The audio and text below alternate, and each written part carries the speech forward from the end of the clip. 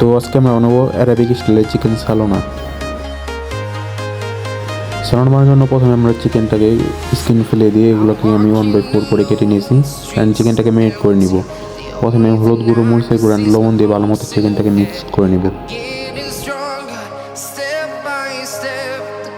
চিকেনটা ম্যারিনেট করা হয়ে গেলে মনে দেখছি ফ্রাই প্যানে কিছু পরিমাণ তেল নিয়ে নিয়েছি অ্যান্ড তেলটা গরম হয়ে গেলে আমি যে চিকেনটা ম্যারিনেট করেছিলাম সেই চিকেনটা ভেজে নেব। আচ্ছা, এই চিকেনগুলোকে আমি গোল্ডেন ব্রাউন কালার করে ভেজে নিব দোনো সাইড। চিকেনটা যখন এক সাইড ভাজা হয়ে যাবে আমি চিকেনটা ঘুরিয়ে নেব অ্যান্ড বাকি সাইডটাও আমি গোল্ডেন ব্রাউন কালার করে ভেজে নেব।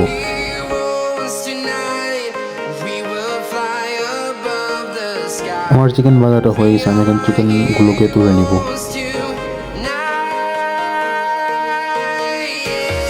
চিকেনটা যখন এরকম একটি গোল্ডেন ব্রাউন কালার চলে আসবে তখন চিকেনটা তুলে নিতে হবে। অন্যদিকে আমি কারির জন্য কিছু ভেজিটেবল কাট করে নেব। আমি প্রথমে আলুকে 1/4 পিস করে কেটে নেব অ্যান্ড আমি খোসা নিয়েছি, এখানে 2 পিস করে কেটে নেব খোসাগুলোকে। অ্যান্ড কিছু পরিমাণ ঢেঁড়স নিয়েছি, ঢেঁড়সের সামনে যে বটাটা থাকে আমি সেই বটাটা কেটে ফেলে দেবো। অন্যদিকে আমি একটা হাঁড়িতে কিছু পরিমাণ তেল দিয়ে পেঁয়াজ দিয়ে দিচ্ছি অ্যান্ড পেঁয়াজের মধ্যে আমি সামান্য পরিমাণ হলুদ স্পাইসিস দিয়ে দেবো অ্যান্ড পেঁয়াজটা ভালো মতো ভাজবো। পেঁয়াজটা যখন এরকম একটি সুন্দর গোল্ডেন ব্রাউন কালার চলে যাবে তখন এর মধ্যে ভেজিটেবলগুলো দিয়ে দেবো। আলু অ্যান্ড কোচা যেগুলো কেটে রেখেছিলাম সেগুলো দিয়ে দেবো অ্যান্ড সাথে কিছু ড্রাই ব্ল্যাক লেমনও দিয়ে দেবো। আচ্ছা, এখন ঢেঁড়সটা দেওয়া যাবে না, ঢেঁড়সটা এখন দিলে পুরো গলে যাবে, এই জন্য আমি ঢেঁড়সটা পরে ইউজ করবো। তো ভেজিটেবলগুলোকে আমি পেঁয়াজের সাথে ভালো মতো মিক্স করে 2 মিনিটের জন্য কভার করে কুক করে নেব অ্যান্ড 2 মিনিট পরে আমি এর মধ্যে সামান্য কিছু টমেটো চপ দিয়ে দেবো অ্যান্ড সামান্য পরিমাণ ধনেপাতা চপ দিয়ে দেবো। এই সব কিছু আমি এখন ভালো মতো মিক্স করে নেব। আমরা এখানে যে চপ টমেটোটা ব্যবহার করছি, টমেটোটা যতক্ষণ না পর্যন্ত সব টাইম অন্যদিকে মশলা রেডি করে নেব। মশলার মধ্যে আমি প্রথমে এখানে মাত্রাস কারি পাউডার নিয়ে নিয়েছি অ্যান্ড সামান্য পরিমাণ হলুদ গুঁড়ো অ্যান্ড সামান্য পরিমাণ লাল মরিচ পাউডার অ্যান্ড হালকা পরিমাণ সিনামন পাউডার অ্যান্ড হালকা পরিমাণ ব্ল্যাক পেপার পাউডার।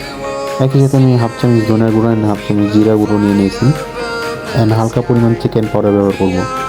অন্যদিকে টমেটোগুলো সফট হয়ে গেছে অ্যান্ড আমি এর মধ্যে মশলা দিয়ে দিয়েছি অ্যান্ড এই মশলাটাকে আমি সবজিগুলোর সাথে ভালো মতো মিক্স করে নেব। মিক্স করা হয়ে গেলে আমি এখানে কিছু পরিমাণ টমেটো পেস্ট ব্যবহার করব। টমেটো পেস্টটা দেওয়া হয়ে গেলে এখানে স্বাদ মতো লবণ দিয়ে দিতে হবে। এখানে সব কিছুকে ভালো মতো মিক্স করে আমি 2 থেকে 4 মিনিটের জন্য কুক করে নেব।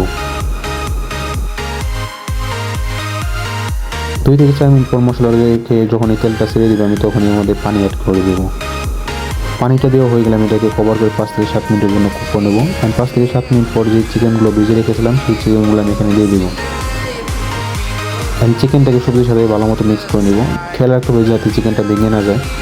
চিকেনটা মিক্স করে এগুলো উপর দিয়ে আমি সামান্য কিছু ধনিয়া পাতা দিয়ে আমি এটাকে কভার করে রেখে দেবো 5 থেকে 7 মিনিট। 5 থেকে 7 মিনিট পরে আমি এর মধ্যে ঢেঁড়সগুলো অ্যাড করে দেবো অ্যান্ড উপরে হালকা কিছু পরিমাণ ধনিয়া পাতা দিয়ে দেবো অ্যান্ড এই সালোনাটাকে আমি আবারও 10 মিনিটের জন্য কভার করে কুক করে নেব অ্যান্ড ঢেঁড়সটা যখনই সফট হয়ে যাবে আমার সালোনাটা রেডি হয়ে গেছে। অ্যারাবিক স্টাইলের চিকেন সালোনা রেডি। Please subscribe.